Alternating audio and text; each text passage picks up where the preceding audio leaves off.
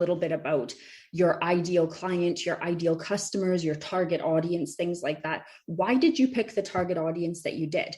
So part of it might just be that you know that the specific products, for example, that you're making are going to cater to women in a certain age group.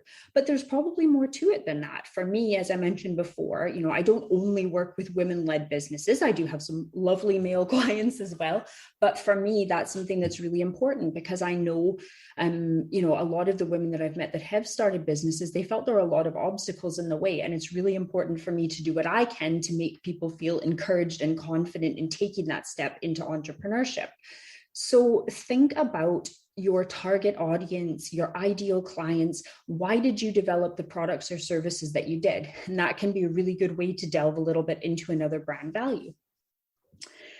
What materials and tools do you use? So if you make products, or even me, I need tools for my trade. I obviously have camera equipment. I have a computer.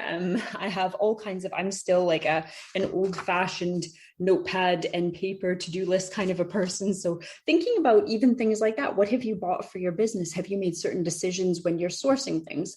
I try and buy as much as possible from other small businesses. And so I buy like a lot of my stationery and things like that from smaller local businesses. I will work with freelancers when I need design stuff done. I work with a VA. So for me, whenever I'm sourcing things for my business, my first point of contact is always going to be a small business. Sometimes, for example, with a computer, I use an iMac. So that's obviously not a small business. You're a little bit more limited sometimes with things like technology.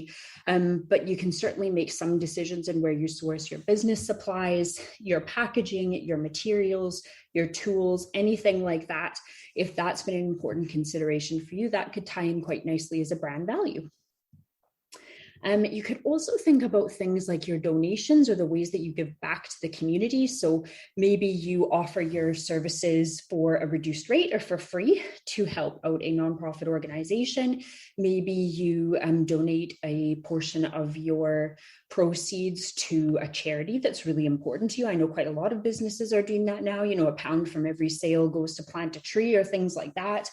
Anything that you do to any sort of philanthropy or anything like that kind of ties in with your business. Maybe you volunteer your time. For example, I do some wedding and family photography as well. And I volunteer my time with Remember My Baby. And that is a bereavement photography service. Quite a few photographers in Scotland belong there. And we volunteer our time to take photos of babies who are born sleeping. That's something that's important to me. It's a way of giving back to the community.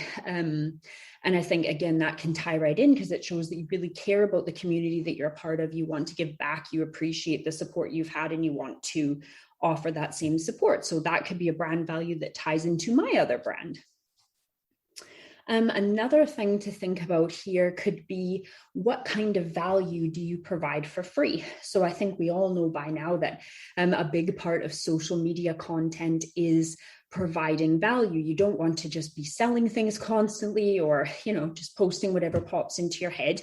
Me making this podcast and these IGTV videos, I don't make any money off this. I don't sell any advertising. This to me is solely a way of giving back. It's a way of skill sharing information, and really fostering that belief in community over competition, connecting the small business community, bringing people together. So do you give away, do you do actual giveaways of your products or services? Do you share your skills? Do you give valuable information? Maybe you offer webinars, maybe you do presentations, anything that you do that is sort of on a voluntary basis, or any content that you create that is really for the greater good. Again, that might tie into your brand values. So hopefully now that we've gotten through those kind of first two steps, it's given you lots to think about in terms of your brand values and figuring out what's important to you. Once you get your brand values kind of down in point form, if you're a pen and a paper kind of gal like me, or if you prefer to type things out, or maybe you're someone who just likes to think it through and let things run through in your head. Once you get 3 or 4 or 5 kind of key values that you know are important to your business, from there, an important thing to do is kind of dive deeper. So lots of people might say that they're an environmentally friendly business. But what does that really break down to? Are you zero waste? Do you only source environmentally ethically materials? Does your process make sure that you're not contributing to any pollution? Things like that. Get more specific than just the basics, because again, one of the biggest benefits of having strong brand values is to set you apart in your industry. But if everybody in your industry is making the same claims, that's not really going to help. So try and get really specific. And again, pen and paper, I find just little point forms can make a big difference. And you might find also that, you go back to this quite a lot. So maybe you did this when you started your business. Maybe you sat down and wrote out some brand values. Now you've been in business 2 years and things have changed a bit. Maybe all of a sudden you have put more of an emphasis on buying your materials locally from other small businesses instead of getting stuff sent in bulk from overseas. Your brand values can change. And I think it's really important to revisit them every once in a while, every 6 months or once a year or once every 2 years, and just have a think about if things have changed, and if there's anything that you can add to get more specific. So your step number 3 is to write this stuff down. So I know I'm giving you a little bit of homework, but once you've taken the time to really think about these things, write them down somewhere. Take your trusty pen and paper like me, start a spreadsheet in your computer, whatever you need to do to get this stuff down on paper. Once you've written it down and you've got your point forms, your more specific points that kind of bridge from these big ideas, make sure that you keep that as a reference point. So I have my brand values posted on a bulletin board above my computer. And that means that every time I'm creating content or maybe launching a new product or looking for ideas of what to talk about on IGTV or on my podcast, I can look up there and say, oh, right, I haven't spoken about this for a while. Or, I might as well mention that this is something that really ties into what I do. Because if you don't talk about your brand values, nobody's going to know what they are. So that brings us now to step number 4, which is get your brand values out there. Now, this is arguably the most difficult part. I know it's hard to actually come up with them and get those, get everything kind of written down. Feels quite, formal or final almost, but once you figured out what your brand values are, your next step is communicating them to your audience. And there's a few different ways that you can do it. I think the obvious way would just be to say, this is really important to me. And I think that works well on a website. So a lot of my clients have sections on their website where they've actually written out their brand values. They might pick like 3 main values, and they're front and center on their website. And that works really, really well, because again, when you have potential clients or customers pop onto your website and right away they see, oh, those things are really important to her, they're also really important to me.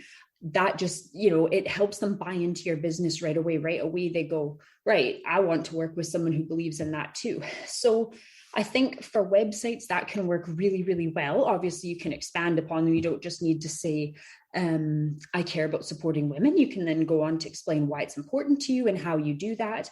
And sort of the more that comes from your voice, the more open and honest that you are about it, the better it is, because they'll just see that you are genuine. You really, you're authentic in your values. It's something that you care about. In terms of your social media content, same thing. I think it's okay sometimes to say, this is a value for me. This is why I started my business, because this was important to me. I saw a hole in the market. None of my competitors, nobody else in my industry, sources their materials the same way that I do. It can be really powerful to just come out and say it. And whether that's through a picture and a caption or you speaking on video, there's lots of different ways that you can talk about your brand values quite bluntly, shall we say.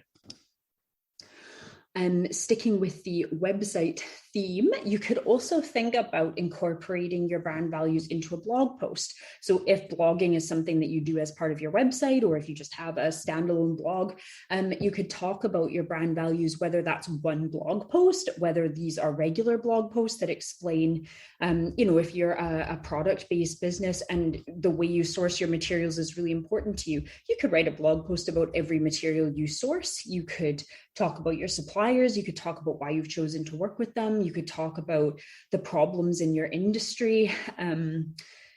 for example, going back to the fashion example, and this is because I've just spoken to Laura for my other, for last week's episode of the podcast, where she speaks a lot about this stuff. But, the fashion industry is notoriously bad, worse than I knew until I spoke to Laura, for environmental impact. She was saying they're pretty much on par with oil, with the oil industry, which was really surprising to me. But, she was saying there's so many issues with things like greenwashing, where these big companies that actually don't care about the environment, will get a celebrity to endorse them so that they can talk about caring about the environment. But actually, if you look into their practices, they don't. So using your brand values to then educate your audience about these things is a really, really powerful way to, again, show how authentic and genuine you are in caring about these things. And also to use your platforms, whether it's your website or your social media accounts, as a force for good. I think some people like to kind of shy away from that stuff, and they don't like to kind of take a political stance on the big issues, and that's okay if that's not something you're comfortable with. But I think for a lot of businesses, again, this can really help to rein in an invested audience and keep them as loyal customers and clients. You can also incorporate your brand values into your Instagram bio. So not just Instagram, any social media bio, really. If you have really strong brand values, you can write them right into your bio, even if it's just one word: eco-conscious, zero waste. Mine, I think, says I help female founders. Things like that just, they tell people right away what's important to you, and right away someone can tell if you're relatable or not. And I know that can be a bit of a scary thing, because you obviously, I get that nobody wants to turn people off of their business, but the way that I look at it is, if somebody's turned off because they don't share the same value as you, they're definitely not your ideal client. They're not going to end up being a long-term client anyways. You're probably not going to have a great working relationship, even if they do become a paying client, and they're definitely not going to be invested in your brand if they don't share the same values. So think about it, incorporating those brand values into your Instagram bio, your Facebook bio, anything like that, and that people can take a quick look and go right away, right, she believes in the same stuff as me, I'm going to check out her business. On to social media posts, because I know that will probably be the one that is most helpful for a lot of people. So how do you incorporate your brand values into social media posts? So we spoke already about doing them really bluntly. Maybe it's a video of you talking about something you care about. Maybe it's an educational post where you share a fact or statistic and educate your audience on something that ties into one of your brand values.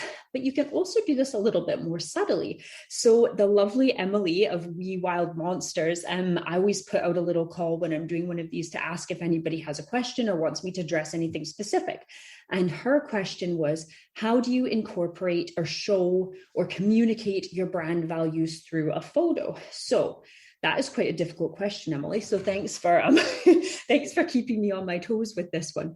That's something that, as a photographer, I work really hard to plan into my shoots, to try and think of at least a few ways that we can incorporate a business's brand values into what we're shooting. There's a few different ways you can do it. So if you want to do it quite subtly, you can just think about what you have in the background of your photo. So say that I was going to take a photo of myself. Don't know how well you can see this on this video, but I have a bunch of artwork behind me that is by local photographers, that is by local artists. The things that inspire me tend to be other creative people and one-of-a-kind kind of artwork.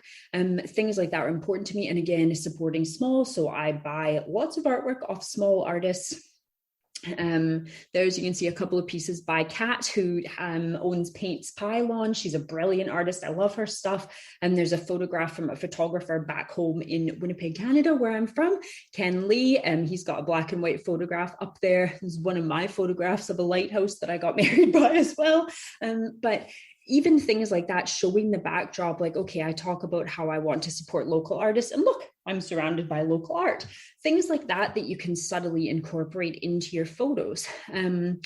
If you are serious about plants, I don't know if that's something that's really important to you, and maybe you've worked really hard to make your space green, have some plants in the background. If you are showing behind the scenes photos of your workspace, let people see your materials, let them see your tools, let them see the ways that you've let them see the decisions that you've made for their business, for your business, for themselves. And so if they can see like you've got boxes piled up of a supplier that is local, that's well known locally, and